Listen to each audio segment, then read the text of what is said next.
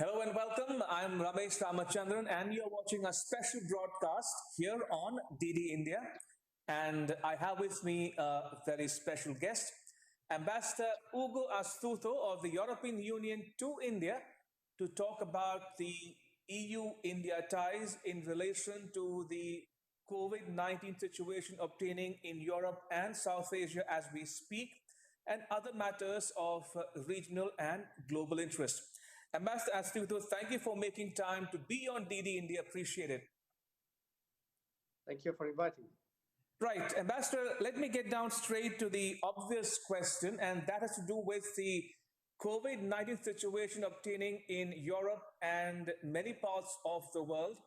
Uh, what's your sense of the situation obtaining in Europe, and how and why is it that some say Europe is the worst hit? Well, look, this is a pandemic. Right. So the whole world is affected. And it's affected at the beginning of the crisis. No one around the world was really prepared for something of this magnitude. Mm-hmm. So it has taken some time for the international community to realize the dimension of the challenge. When it comes to the European Union, well, in the past few weeks, we have taken extraordinary measures to deal with the situation. Just a few examples. We have created a common stockpile of medical equipment. We have invested in research for treatments and vaccines. We have organized joint procurement for the most urgent supplies, such as protective equipment. Right. And we have set up a team of experts from across Europe to share the best knowledge to save lives. So in short, we now in Europe, we are using every available tool to save lives in a truly European spirit of solidarity. And I'm convinced that Europe will emerge from this crisis even stronger. And hopefully what we see now is that the countries that have been hit first, what we see is a progressive decrease in the number of cases. So this does not mean that we can lower the guard, obviously, but we can be hopeful that we are beyond the peak of the crisis. Indeed. If I can rewind to late January and early February, Ambassador, when China was still grappling and struggling with containing the virus in the Hubei province, in Wuhan in particular. And then suddenly we saw it spread to Italy, Spain, France, now Belgium, the Netherlands, and many countries, including across the Atlantic, the US, for instance. Is there any understanding in the European Union today as we speak, in Brussels in particular, about the origin and spread of the coronavirus from Wuhan to all corners of the world? Well, look, I think we would all welcome a thorough scientific inquiry into the origins of the virus. That's important for the future to prevent further global crisis. But the priority now is saving lives. Right. The priority is to address the health challenge, and it's important we all pull together at bilateral and multilateral level. Today, that's the focus. We need to overcome the health emergency, and we need to do it all together. The international community must come together, and we need to together to address the situation using all the multilateral tools we have in a spirit of global solidarity. In that context, Ambassador, does the European Union have a EU-wide plan for itself and also measures or collaborations with other organizations around the world? Well, we certainly do. When it comes to the domestic challenge, I've indicated a few of the measures taken. It's a fact that the European Union now is addressing the situation as one, with a maximum coordination and a spirit of solidarity. But the same applies when it comes to multilateral fora. It's a global crisis, right? Which means that we need a global response, and global solutions are required. That's why, obviously, the UN and the World Health Organization have a significant role to play in this respect. So we have to increase global resilience, and the European Union is playing its part. We have mobilized 400 million euro to boost global preparedness. This will be this amount will be used to support the World Health Organization. Mm-hmm. Right. So these are just few concrete examples of what the European Union is doing. Let me simply also add that we have approved in the European Union a package of funds around 15.6 billion euro to help our vulnerable partners around the world, so that we can all deal with the impact of the pandemic, because we are all in this together. Absolutely. And we need together to come out of the crisis. Indeed. You mentioned about the World Health Organization. I'll come to that in a bit. But before that, I want to quote what the EU High Representative for Foreign Affairs and Security Policy, Josep Borrell, said not so long ago. And if I can quote from his statement or blog, he says, and I quote here, "There's a global battle of narratives going on in which timing is a crucial factor. In January, the dominant framing was of this being a local crisis in Hubei province, aggravated by the cover-up of crucial information by Chinese party officials. Europe was sending a lot of medical equipment to help Chinese authorities that were overwhelmed at the time. Since then, China has brought down local new infections to single figures, and it's now sending equipment and doctors to Europe, as others do as well. China is aggressively pushing the message that unlike the US, it is a responsible and reliable partner. In the battle of narratives, we have also seen attempts to discredit the EU, as such, and some instances where Europeans have been stigmatized as if all were carriers of the virus," unquote. Now, there are a lot of ground he's covered in this statement. He's spoken about the Chinese, the cover-up. He's spoken about how China is changing the narrative. He's spoken about stigmatization of European Union nationals. So your thoughts, Ambassador, on this changing perception and the battle of narratives, as Borrell put it? Well, look, what I can tell you is that these are moments for cooperation. These are moments where we all need to pull together as an international community. And it's only by cooperating across borders that we can beat the virus. Right. And the European Union is actively working for a common international approach. We want to fight the pandemic together, and we want to assist the most vulnerable members of the international community. So that's where all international endeavors must be based. Right. And our action needs to be grounded on timely and transparent sharing of information, grounded on the best available scientific evidence. So these are our focus now, and that's where the essential efforts of the European Union are focused upon as of today. Right, and you spoke about the transparent sharing of information. So in that context, Ambassador Astuto, the US and Australia, to begin with, have called for an independent investigation into the origin and spread of the virus. Is there an EU position as well on this? Well, look, the High Representative said a few days ago that we would welcome a thorough scientific inquiry into the origins of the virus as an important exercise for the future to prevent further global crisis. But again, let me repeat, the priority now is about saving lives. So that's where the focus of our efforts must be, addressing the health challenge. And in order to do so successfully, we have to do it together. We must all pull together at bilateral, multilateral level. And that's the focus of our endeavors now, facing the health emergency together. Right. Let's shift our focus, Ambassador, if you will, to South Asia and India in particular. Now, since the outbreak of the coronavirus, we've seen the Indian government take radical measures. For instance, imposing a flight ban very early on, imposing a nationwide lockdown for now nearly 40 days, a country of the size and scale of India with 1.3 billion people, Ambassador, in lockdown for more than 1 month. We've also seen India engage in diplomacy in terms of helping other countries with pharmaceutical products, including hydroxychloroquine and paracetamol and other products. We also seen Indian government collaborating with European Union and other countries to repatriate foreign nationals stranded in India. So on balance, when you look back at Indian government's response to the crisis, what's your assessment of how good or bad India has performed? Well, look, I think the Indian government has taken extremely seriously the crisis, and rightly so. And they have adopted very strict measures for very good reasons, based on scientific evidence. And I think what you can see is that the infection is still contained in India, so it's definitely a success for India and a success for the world.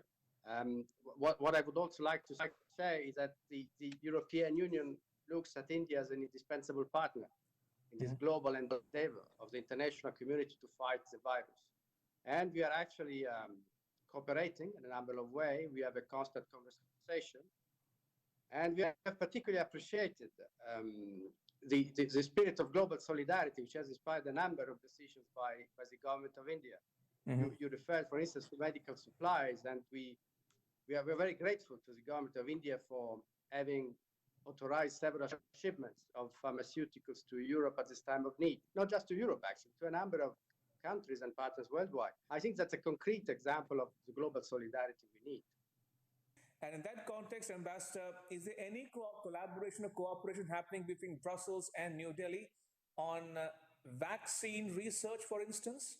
Well, the European Union has launched several new initiatives in research and innovation to look for a vaccine. We have invested now in an emergency fund, 140 million euro. And India is a long-standing partner also in research and innovation. For instance, we have been working for quite a number of years on developing a new generation of influenza vaccines. And we are joining hands with India also on some multilateral fora with a focus on vaccine development. So as the European Union, India is also stepping up its efforts on finding a vaccine for COVID-19. And what I can say is that we will certainly look at all possibilities for further developing our partnership also in this respect. Indeed. And in the absence of a vaccine, Ambassador, many people around the world say social distancing is the only viable solution or alternative. In that context, Ambassador, is there a view in Brussels as to how long to enforce a lockdown? Many countries and communities are saying, enough, let's get on with our lives. But some governments, with valid reasons, including India, are having a cautious response. They're either deciding to partially enforce the lockdown or partially lift the lockdown. So is there a consensus in Brussels as we speak on how to enforce or lift or extend the lockdown? Well, look, I'm not a medical doctor, so I cannot enter into specific details. But what I can say is that what inspires decision in Europe is the best scientific evidence. It is the best scientific advice we can get. And I think the same is true for India. So whatever decision is taken, obviously, needs to be grounded on science. So we are seeing some easing up of restrictions after a long lockdown, but all that obviously is dependent on the scientific advice of government. And talking about multilateral organizations, Ambassador, you spoke about the World Health Organization. Now, at the recently concluded G20 summit, the virtual summit, Prime Minister Modi of India spoke about reforms of the WHO. Now, does the European Union subscribe to that view that WHO needs to be reformed in keeping with the times we're living in?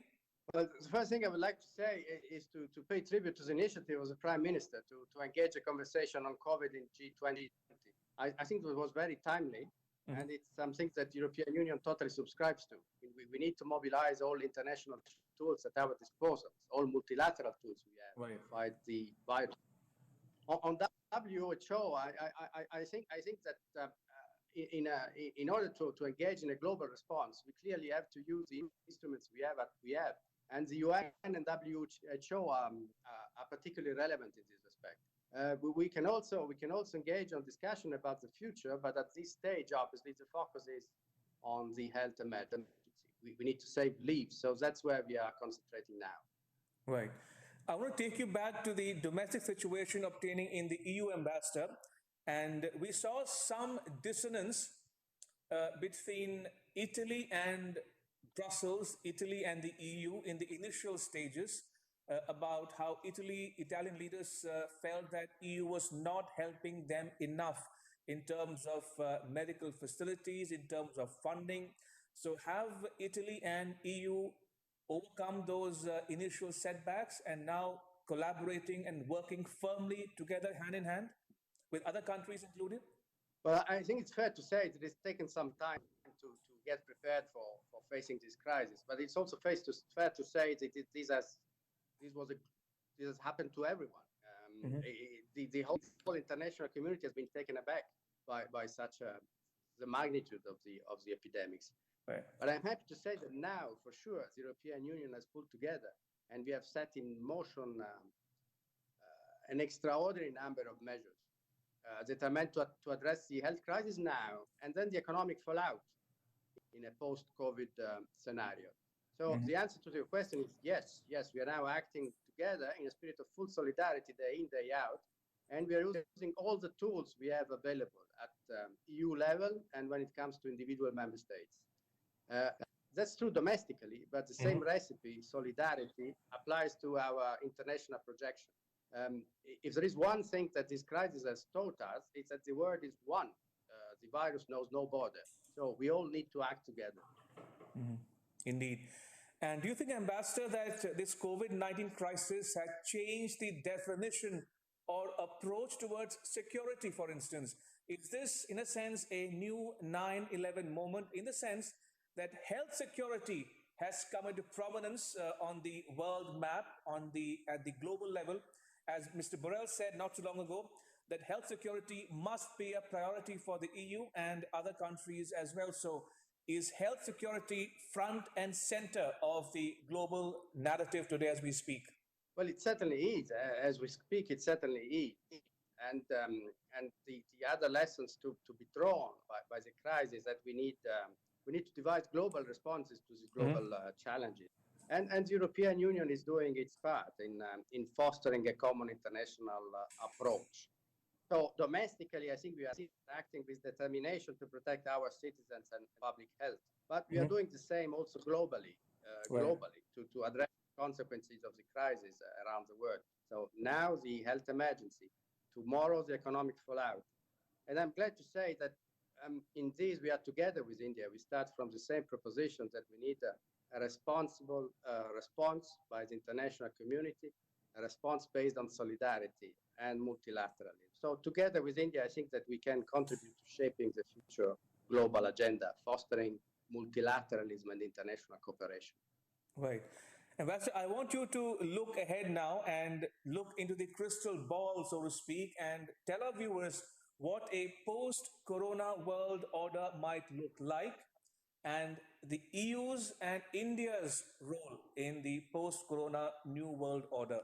Look, you said it yourself, it's difficult to gauge today what the post-COVID world will look like. Will it be different? Certainly there are lessons to be learned. And from the perspective of the European Union, lesson number one is about the need for global solidarity, about the need for multilateralism, about fostering international cooperation. So that's certainly one feature of the reflections that we hope we will be able, all of us, to draw upon when this virus will be over. And in these, I think India is on the same page.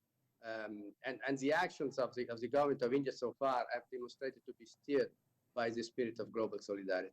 You spoke about the lessons learned, Ambassador, and first lesson is the increasing reliance or salience of multilateralism in the world order. That's lesson number one in your estimation.